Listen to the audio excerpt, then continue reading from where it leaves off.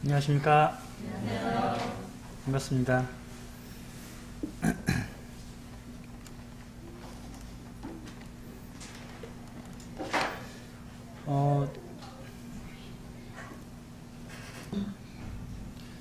제가 이제 작년부터 계속해서 인물에 대해서 좀 살펴보고 있는데요. 하나님께서는 언제나 이 사람들을 통해서 역사하시는 것을 보게 되거든요. 구약에서 많은 인물들과 또 신약에서도 우리는 많은 인물들을 보게 되었습니다. 그런데 오늘날도 하나님께서는 동일하게 이 하나님의 역사를 사람들을 통해서 이루어 가십니다. 사람들을 통해서 하나님의 그 어떠하심을 세상 가운데 드러내기를 원하시고 또 우리 사람들이 하나님의 이 모습을 드러내서 하나님께서 영광받게 되는 그런 모습들을 원하고 있습니다. 그래서 우리는 이 말씀을 읽는 것이고 또 이와 같이 듣고 있으며 또 배우는 그러한 위치에 있는 것입니다. 오늘은 지금 이 여인에 대해서 살펴보도록 하려고 하는데요. 이 여인의 이름은 살로메입니다. 그래서 이 여인은 세베대의 아내이고요. 우리가 알고 있는 사도 야고보와 또 사도 요한의 어머니입니다. 살로메라고 하는 이름은 이 평화라는 뜻이라고 합니다. 히브리어로 우리가 샬롬이라는 말을 쓰잖아요. 샬롬 이렇게 말 표현하는데 이 샬롬에서 파생된 단어라고 합니다.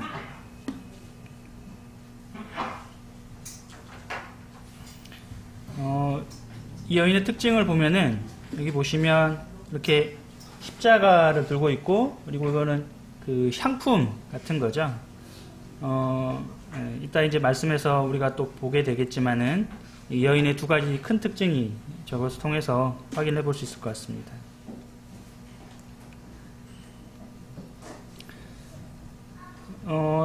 이스라엘의 지도입니다. 지도 중에 이 호수는 지금 갈릴리 호수입니다. 그리고 이제 여기가 시작 지점인데요. 여기 나사렛이라는 동네입니다. 선생님들 잘 알고 계시는 대로 이 나사렛이라는 동네에서 예수님은 유년과 청년 시절을 대부분 시절을 여기에서 보내셨습니다. 그리고 나서 이제 예수님께서 40일 금식을 하게 되셨죠. 공생에 시작할 때에 40일을 금식을 하시고 이 나사렛에서 이제 회당에서 말씀을 전했는데 이 나사렛에서 이제 예수님 자라났기 때문에 이 사람들이 예수님을 하나님으로 생각을 안 했습니다. 그냥 요셉의 아들 이렇게 이제 생각을 해버렸죠. 근데 저 청년이 저렇게 말을 하는 걸 보니까 굉장히 권위가 있긴 하지만 그래도 너는 요셉의 아들이잖아, 사람이잖아 이렇게 이제 생각을 한 것이죠. 우리 예수님을 오히려 죽이려고 합니다. 그래서 예수님께서 그것을 그냥 돌파하고 나가시고 그 다음에 이제 여기에 있는 이 갈릴리 호수죠. 이 호수에 있는 이쪽 가버나움, 이 가버나움이라고 하는 곳으로 이제 가게 됩니다. 그래서 그곳을 이동하셔서 항상 이제 제자들도 그랬지만 예수님도 이렇게 회당에 들어가셔서 그때 당시에는 이제 하나님의 성경을 가지고서 이렇게 강론을 하는 그러한 모습들을 자주 볼 수 있는데요. 예수님도 이제 그러한 회당에서 이렇게 강론을 하시는 그러한 모습을 보여주셨습니다. 그런데 보통 레위인들이 그런 역할들을 많이 했을 텐데요. 예수님은 어떤 문화생으로서 따로 배운 것이 아니었죠. 예수님이 따로 배우실 필요는 없으니까요. 예수님이 그러한 생활을 하지도 않았음에도 불구하고 그 말씀이 굉장히 권위 있는 그런 말씀들을 듣게 되었습니다. 그리고 나서 이제 그곳에서 이제 이 일을 시작함으로부터 이제 본격적인 이제 공생애가 시작이 되는데요. 이때 이제 그 귀신 들린 여인이 있었습니다. 근데 귀신 들린 사람이 있었는데 그 귀신을 이제 쫓아 버렸죠. 그리고 이제 그 소식이 감히 귀신을 이렇게 쫓아내는 그러한 능력 있는 분이었기 때문에 그 소식이 사방에 이제 퍼지게 되었습니다. 그래서 이제 이 갈릴리 지방 지금 가버나움에서 그러한 일이 있었다고 그랬는데요. 이 가버나움 지역 이 근방에 이제 그러한 소식들이 순식간에 퍼지게 되었습니다. 오늘날은 이제 우리가 지구 반대편에 있는 일들도 금방 뭐 하루 이틀만 해도 이렇게 소식을 접하게 되는데 오늘날 훨씬 빠르죠. 근데 이제 옛날에도 마찬가지로 이렇게 소문이라고 하는 것은 굉장히 빠르게 전파가 됩니다. 그리고 이제 그 가까운 지역에는 이와 같이 이제 그런 예수님에 대한 이런 소문들이 굉장히 이제 퍼지게 된 것입니다. 이 사진이 이제 그 가버나움인데요. 아마도 예수님께서 여기 가버나움 회당 위치가 보이시죠? 이 회당에서 강론을 하시고 귀신을 쫓아내신 그런 모습으로 생각이 되어집니다. 그리고 이제 바로 가버나움 근처에 그 항구 근처에 굉장히 이제 사진을 좀 이렇게 멀리 본 거죠. 좀 높이 공중에서 촬영한 사진이니까요. 베드로의 아마 그 집터 위에 이 기념교회가 세워진 것으로 보여집니다.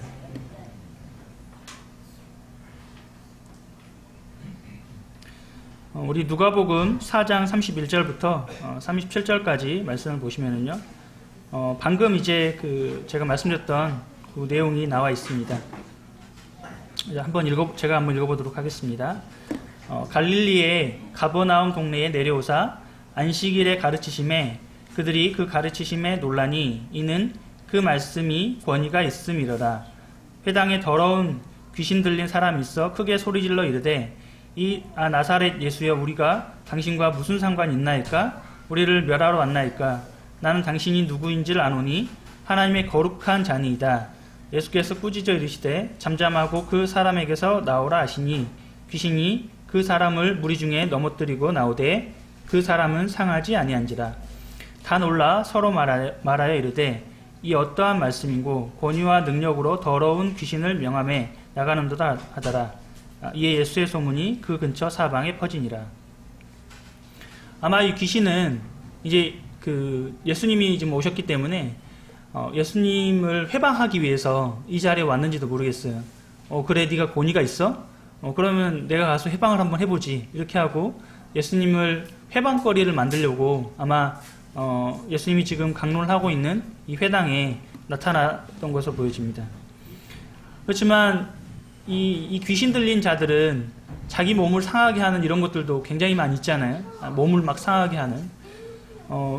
그런데 지금 예수님께서 그 사람에게서 나오라 이렇게 했을 때 바로 그 사람이 아무것도 상하지 않고 멀쩡한 상태로 그 사람에게서 나가는 것을 이렇게 볼 수 있는 것입니다. 그래서 이제 그 말로써 예수님의 그 권위죠. 이 권위로서 이 귀신을 내어 쫓는 것을 이제 이 모습을 보고서 이 소문이 이제 금세 이렇게 퍼지게 되었습니다.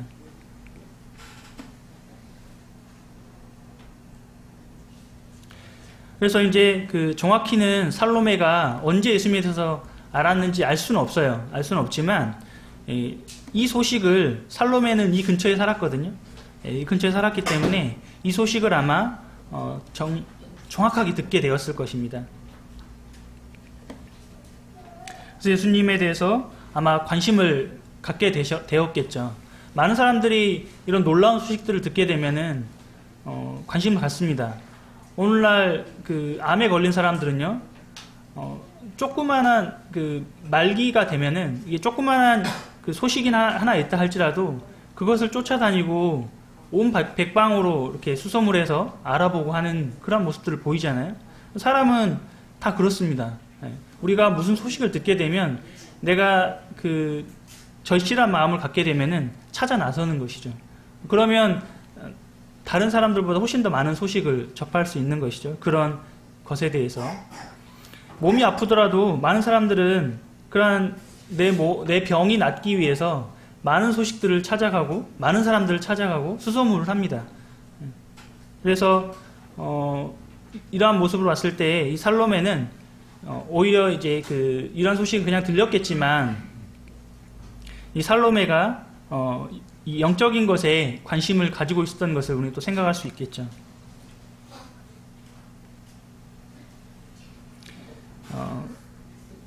마태복음 4장에 보시면은요, 예수님께서 두 제자를 부르십니다. 누구냐면 이 야고보와 그의 형제 요한인데요.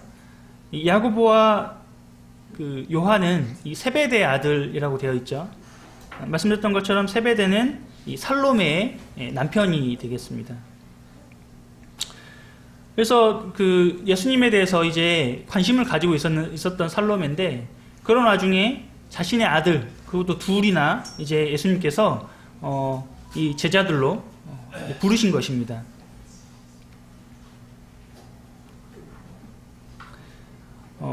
성도님들은 우리가 그 어떤 스승의 뜻에 대해서 어떻게 반응하고 계십니까? 지금 이 야고보와 요한은 이제 어부잖아요. 그리고 지금 뭘 하고 있었냐면 이 그물을 깁고 있었어요. 그러니까 배를 타고 나가서 고기를 잡기 위해서 이제 보통은 낮에 나가지 않고 새벽이나 뭐 야간에 이렇게 나가게 될 텐데, 지금 낮에는 이제 이렇게 그물을 깁고 있는 것이죠. 그러니까 다시 이제 준비하는 그런 작업이 되는 것입니다. 그래서 아버지와 또 품꾼들과 같이 이렇게 이제 준비를 하고 있었죠.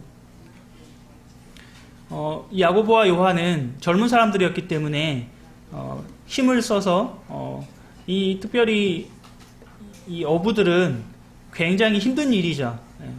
거친 일입니다. 힘을 많이 써야 되죠.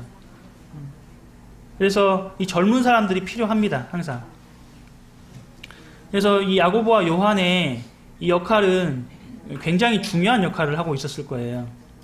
그런데 지금 이 스승이신 예수님께서 이들을 불렀을 때에 그 즉시 응답하는 것을 볼 수 있죠. 아버지를 남겨두고 가는 것에 대해서는 굉장히 큰 결단이 필요했을 것입니다. 하지만 이 야고보와 요한은 주저함 없이 예수님을 따라 나섭니다. 그래서 우리는 이러한 모습을 통해서 우리가 매일 말씀을 읽고요, 매일 말씀을 또 듣게 될 수도 있고요. 우리는 말씀을 많이 알고 있습니다. 예수님이 우리 스승이라고 생각을 하시고 또 단에서 들려지는 이런 말씀들이 우리의 말씀의 기준이 된다고 그러면 우리는 그 말씀에 얼만큼 순종하고 그 뜻에 반응하고 계시는지 생각해 봐야 될 것 같습니다. 그래서 이렇게 예수님의 제자로서 두 자녀들이 되었습니다. 그래서 아마 살로메의 마음은 기쁜 마음을 가지고 있었을지 모르겠습니다. 오히려 이 제자가 되는 것에 대해서 자녀들이 이야기를 했을 때, 혹은 어떻게 보고 있었을 때 오히려 이 제자들이 되는 것에 대해서 너희가 제자가 되어야 되겠다, 아마 이렇게 결정적인 역할을 했을지도 모르겠어요. 오늘날에는 우리가 먹고 사는 데에 굉장히 특화되어 있는 세상인 것을 보게 됩니다. 모든 교육은 너가 잘 먹고 잘 살기 위해서 교육도 받아야 되고 공부도 열심히 해야 되고 모든 것을 책임지고 해야 된다라고 많은 가르침을 합니다. 우리는 요즘 세상은 물질 만능주의라고 하죠. 우리도 대부분의 교육을 통해서 그러한 교육 체계 속에서 우리는 자라왔습니다. 그렇지만 어떤 것이 더 중요한 것인지는 우리는 말씀을 통해서 판단해야 될 것입니다. 그래서 이 제자들은 지금 먹고 사는 문제인 이 어부를 통해서 이제 돈을 벌어야지 먹고 사는 것이잖아요. 그런데 그것보다도 지금 빠른 결단을 통해서 즉시 응답함을 통해서 그것보다 더 중요한 것인 이 스승을 따라가는 이러한 모습을 볼 수 있습니다.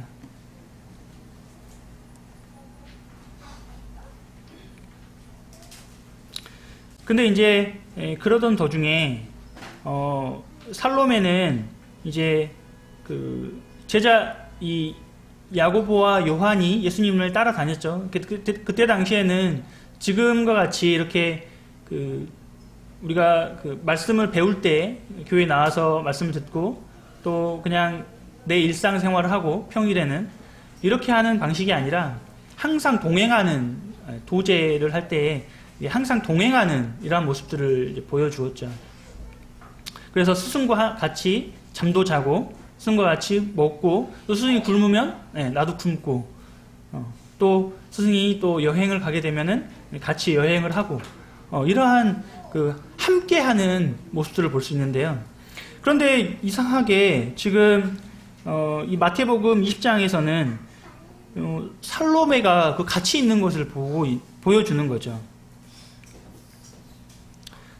그래서 여기서는 지금 그 세베데 그 살로메라는 이름은 등장하지 않지만 20절에 보시면 이 세베대의 아들들의 어머니라는 표현으로 나와 있습니다.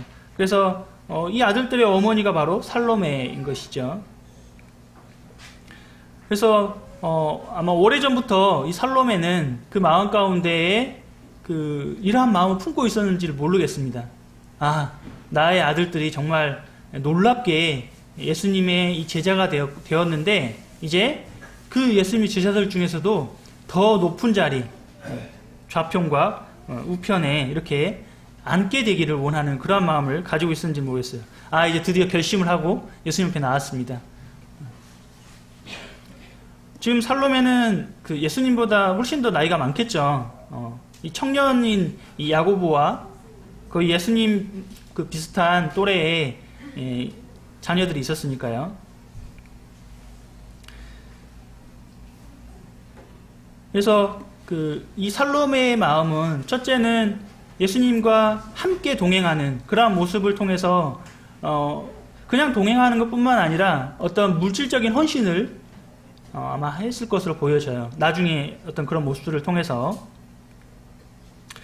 우리가 알고 있는 것처럼 예수님과 동행하는 사람들 중에는 12제자가 있었죠. 그런데 나중에 오병이어 기적 이런 데서 보시는 것처럼 남자만 얼마냐면 남자만 5,000명이 있었다는 것이죠. 그리고 여자들까지 합치면 여자들과 또 노인과 아이들까지 합치면 정말 엄청나게 많은 10,000명 이상이 넘는 그런 사람들이 함께 같이 있었을 것입니다.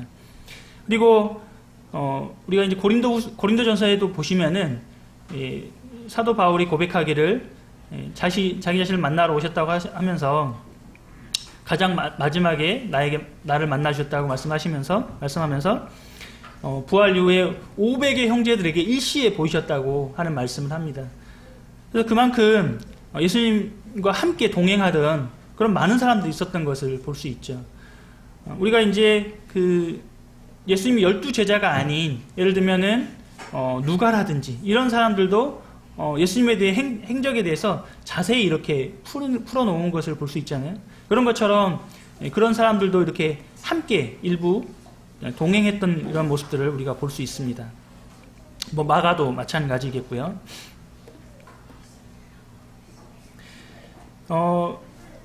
근데 이제 지금 살로메는 예수님에게 이렇게 이제 간청을 했습니다. 나의 자녀들을 우편과 좌편에 하나님 나라가 임하실 때 그것을 앉게 해달라고 이렇게 이제 요청을 하는데요. 그런데 예수님께서는 이 요청에 대해서 거절하십니다. 단칼에 거절하십니다.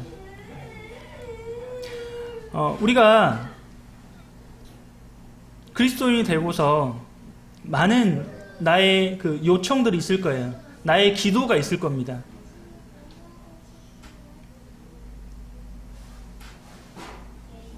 그리고 어떤 형태로든지 우리는 교회에서 나의 역할을 감당을 하게 될 거예요. 어떤 일을 하든지, 뭐 신발장을 정리를 하든지, 뭐 청소를 하든지, 뭐 여러 가지 형태로 우리는 교회에서 역할을 합니다. 일을 하는 것이죠. 그런데 이제 그 일을 하다 보면은 내가 이만큼 했으니까 나에게 그러한 합당한 보상을 주세요. 그러한 마음이 우리 가운데 들 수가 있어요. 또는 나에게 그러한 권위를 주시든지, 나에게 그러한 역할을 주시든지, 나에게 감당할 만한 것들을 이렇게 요구하는 그러한 마음 우리 가운데 발생할 수 있습니다. 살로메의 마음 가운데는 내가 이렇게 물질을 헌신하고 예수님 따라다니고, 그리고 나는 두 자녀나 예수님께 바치고 헌신했는데 내가 그것을 요청한다고 해서 내가 이 정도도 요청 못하나? 아마 이렇게 생각했을지 모르겠습니다. 한편으로. 그런데 예수님에서 돌아온 것은 아니다. 그것이 아니다.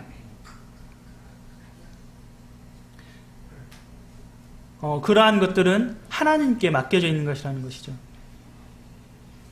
하나님이 하시는 일이라는 것입니다.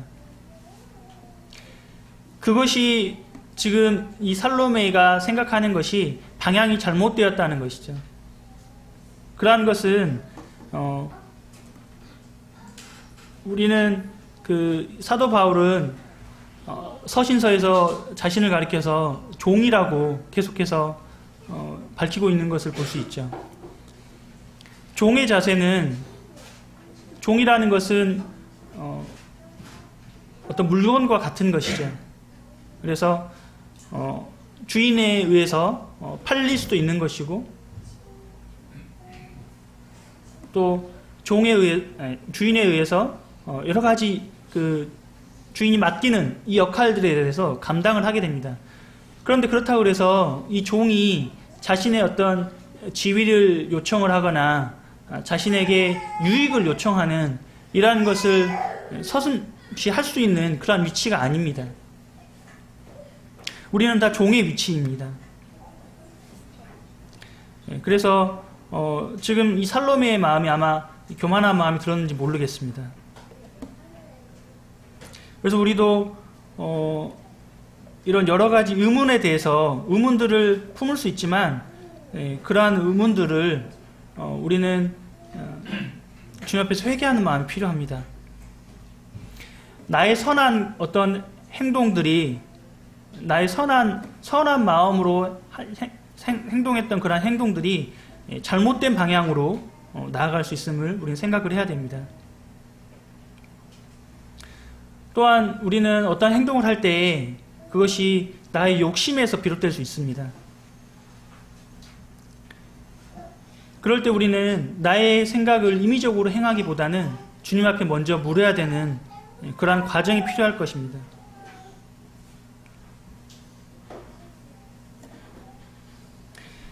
데살로니가 전서 2장에 보시면은 2장 3절부터 5절을 보시면은요, 우리의 권면은 간사함이나 부정에서 난 것이 아니요 속임수로 하는 것도 아니라 오직 하나님께 옳게 여기심을 입어 복음을 위탁받았으니 우리가 이와 같이 말함은 사람을 기쁘게 하려 함이 아니요 오직 우리 마음을 감찰하시는 하나님을 기쁘시게 하려 함이라. 너희도 알거니와 우리가 아무 때에도 아첨하는 말이나 탐심의 탈을 쓰지 아니한 것을 하나님이 증언하시느니라. 우리가 정직하게 행하고 우리의 것을 나의 모습을 드러내기보다 오히려 주님이 하셨습니다 라고 이러한 모습을 우리가 품었을 때 주님께서 친히 우리를 하나님께서 증언하시고 갚아주실 것을 믿게 됩니다.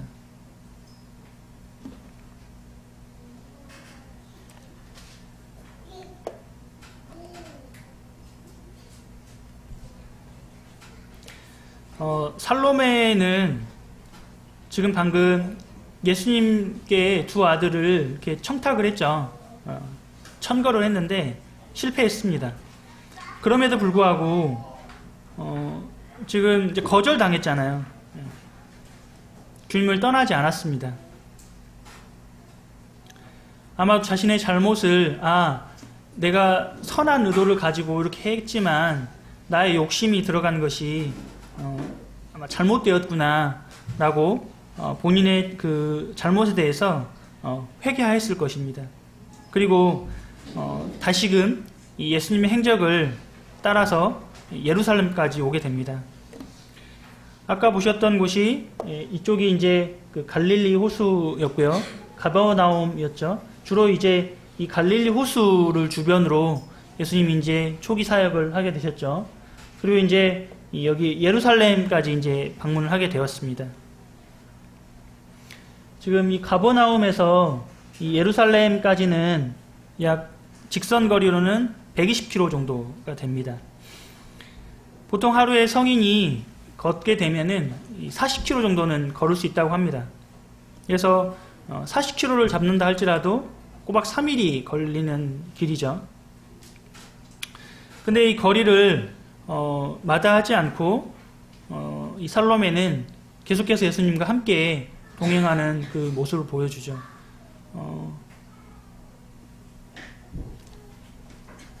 우리는 이제 그리스도인으로서 예수님을 믿게 되었죠. 그리고 우리는 주님과 함께 한다고 말을 합니다. 그런데 우리의 삶에서 정말 함께 하시는지 우리는 살펴봐야 될 것입니다. 우리의 삶이 어떻게 되고 있는지, 나의 삶과 주님과 함께하는 그것을 어떻게 하고 계시는지, 그것이 분리되어 있는 것인지 아니면 나의 삶과 주님과 함께하는 것이 연결되어 있는 것인지 우리는 돌아봐야 될 것입니다. 지금 살로메는 이 주님을 따라가는 이러한 삶을 함께하는 것을 우리는 볼 수 있죠. 그것에 대해서 헌신하고 있는 모습을 볼 수 있습니다. 지금도 120km를 걸어가라 그러면 굉장히 어려운 일이죠. 지금은 근데 그 길이 많이 좋잖아요. 뭐 발을 우리 내딛는다 할지라도 훨씬 더 이게 뭐 흙길이 아니고 또 자갈밭도 아니고 그렇기 때문에 훨씬 더 좋은 환경이 될 겁니다. 굉장히 그럼에도 불구하고 3일이라고 하는 건 직선 거리를 말을 했으니까 뭐 훨씬 더 오랜 시간이 걸렸겠죠.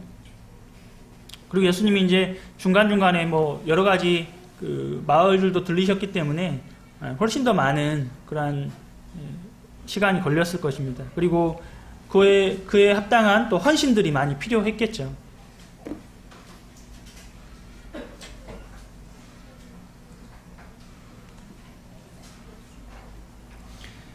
우리는 그 마가복음 15장에서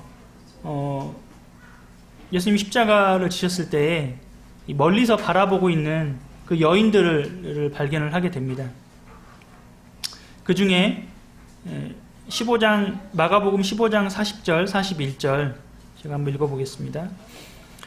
멀리서 바라보는 여자들도 있었는데 그 중에 막달라 마리아와 또 작은 야고보와 요새의 어머니 마리아와 또 살로메가 있었으니,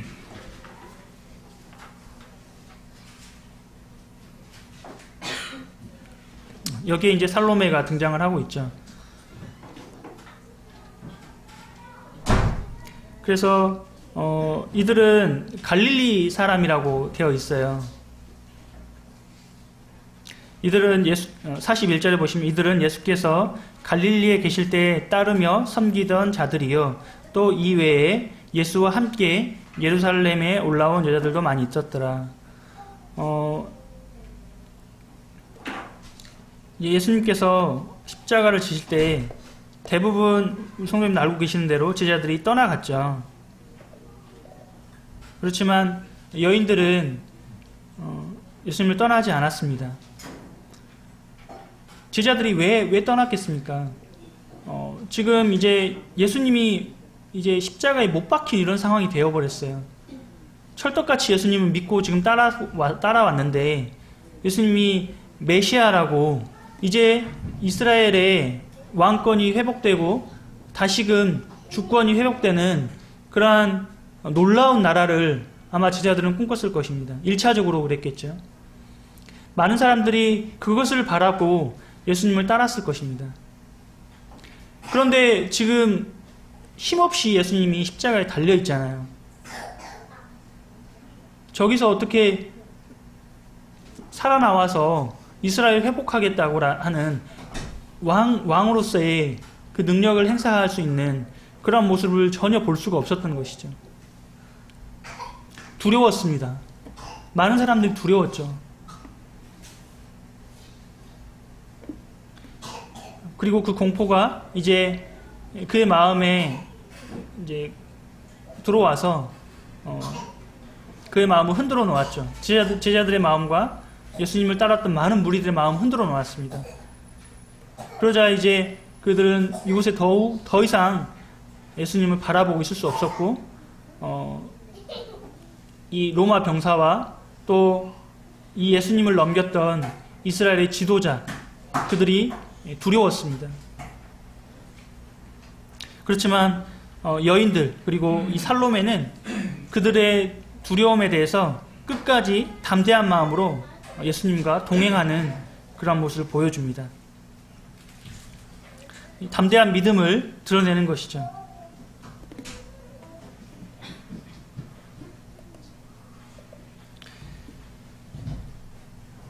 때로 우리는 행복하고 또 좋은 안락한 편안한 그러한 것을 추구합니다. 누구나 다 그것을 추구하죠.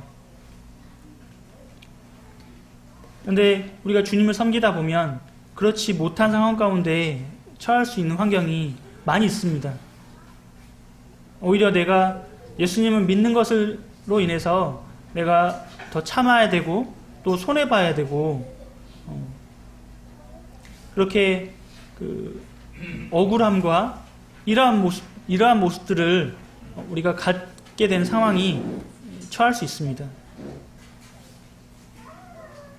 그럴 때 주님은 어떻게 하셨습니까? 그리고 이 여인들은 어떻게 하였습니까? 지금 억울하게 주님께서 아무런 죄가 없지만 십자가에 달리고 있는 그 모습을 자신의 그 억울함에 대해서 지금 흡수하지 않으시잖아요. 그리고 그 모습을 여인들도 묵묵히 지켜보고 있습니다.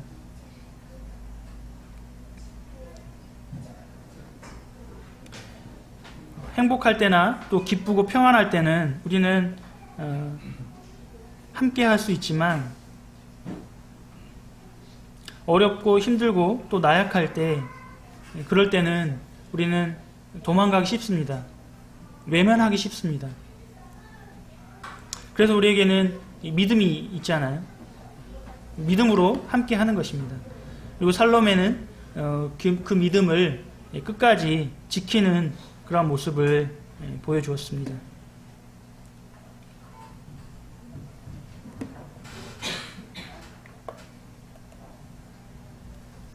그리고 이제 예수님이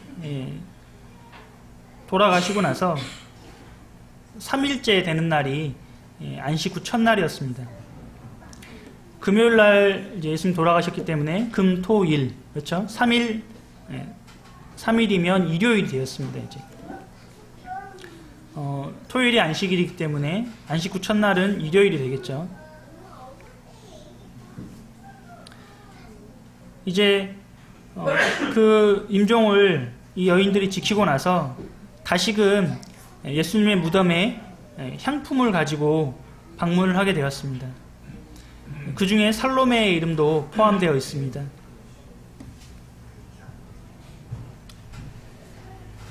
우리는 그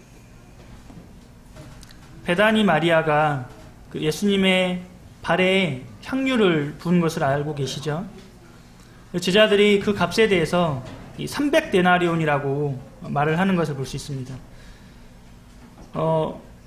300데나리온이라고 하는 것은 보통 1년치 일반 일반 성인의 1년치 연봉이라고 볼 수 있습니다. 그래서 어마어마한 금액이 되는 것이죠.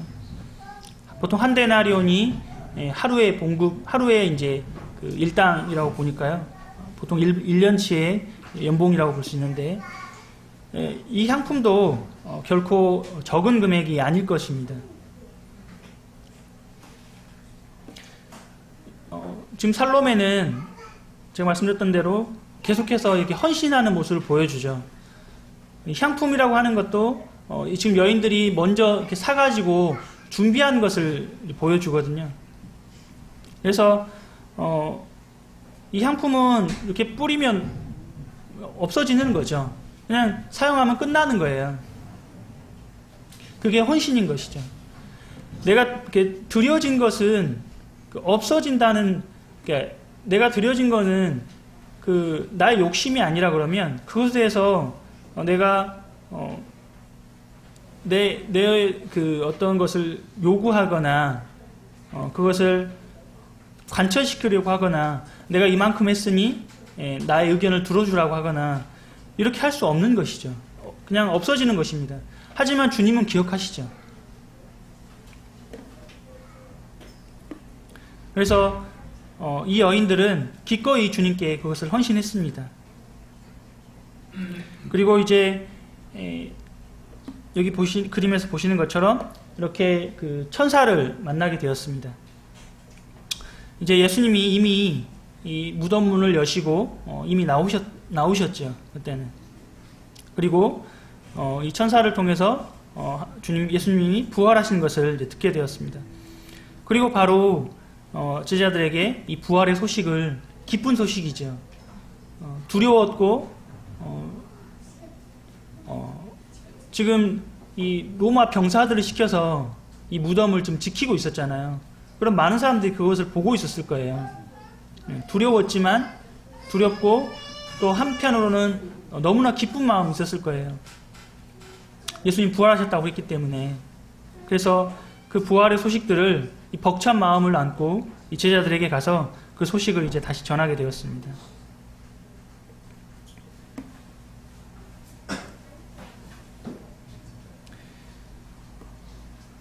오늘 이제 이 살로메를 통해서 저희들이 이 살로메의 행적과 또 예수님의 행적을 통해서 또 살펴봤는데요. 우리는 이 세상을 살아가면서 세상을 떠나서 우리는 살 수 없습니다. 우리는 세상 가운데 살고 있지요. 그래서 우리는 이 세상의 가치관들을 습득을 하게 됩니다. 우리는 여기 대부분은 고등교육을 다 받으신 분들이에요. 대학교를 다 나오신 대부분 나오신 분들이잖아요. 그런 것처럼 우리 세상에서 보통 한 15년, 길게는 한 20년 정도 이렇게 세상 교육을 받습니다. 그리고 우리는 많은 미디어들을 통해서 세상의 가치관들을 우리는 배우게 됩니다. 그런 반면에 우리는 이 하나님의 말씀을 통해서 그리스도인의 가치관을 배우게 됩니다. 그리고 이 둘은 항상 부딪히게 됩니다. 세상의 가치관이 하나님의 말씀의 가치관을 옹호하지 않습니다. 그래서 가능하면 우리는 드라마나 또는 어떤 영화나 이러한 것들을 가능하면 피하려고 하는 것이죠. 물론 그것이 다 잘못됐다라고는 볼 수 없습니다. 우리는 그것을 통해서 여러 가지 정보들을 얻기도 하고 세상 사람들의 그 어떤 흐름들을 읽기도 합니다. 그런 것들이 좀 필요하죠. 왜냐하면 우리가 그들의 마음을 사야 되고 얻어야 되는 그러한 것들이 있기 때문에 때로 필요하지만 그것을 너무 많이 우리는 접하다 보면은 그곳에 우리는 우리 마음을 빼앗기게 되어버립니다. 우리가 알고 있는 대로 살로메는 가정이 있었죠. 이 세베대라고 하는 남편이 있었습니다. 그리고 예수님과 동행하는 것에는 많은 피곤함과 또 어려움이 있었을 거예요. 계속해서 이 향품을 준비한 것으로 봐서는 굉장히 많이 헌신했을 것으로 이제 보여지는 것이죠. 많은 그 마을에서 아까 보셨던 것처럼 갈릴리에서 이 예루살렘까지 동행하는 모습을 보여줬잖아요. 때로는 죽음의 공포가 다가오기도 했을 것입니다. 하지만 이러한 모든 것들은 그녀 이 살롬의 믿음을 방해할 요소가 되지 못했습니다. 성도님들은 저도 그렇지만 우리를 이 세상 가운데서 매이게 하는 것들, 많은 것들이 있습니다. 우리를 잡아 끌고 우리의 믿음대로 순종하지 못하게 하는 많은 것들이 우리를 끌고 있습니다. 그것이 어떤 우리의 욕심이 될 수 있겠죠. 그렇지만 주님께서는 우리의 이 세상에서의 삶, 우리의 삶을 통해서 주님은 우리를 선악간에 판단하신다고 했습니다. 그래서 우리는 오늘날 이 시대를 살아가면서 우리가 성경에서 많은 인물들을 살펴보는데 그 인물들을 통해서 주님은 어떻게 역사하시고 또 어떻게 그들에게 선악간에 판단하시며 또 갚아주실 것을 분명하게 말씀하고 있는 것을 우리는 생각할 수 있습니다. 그래서 오늘도 동일하게 성도님들께서 우리 세상을 살아가는 힘들고 또 어려운 여정이고 또 때로는 피곤하기도 하고 또 바쁘기도 하고 또 때로는 억울한 그런 마음을 우리는 느낄 수도 있지만 그러한 가운데서도 우리가 주님의 자녀라는 것을 주님과 동행한다고 하는 것을 잊지 않으시고 또 주님이 선악간에 우리를 판단하신다고 하는 이 말씀 잊지 않으시고 오늘 살아가는 성도님들 되었으면 좋겠습니다. 이상 말씀 마치겠습니다. 감사합니다.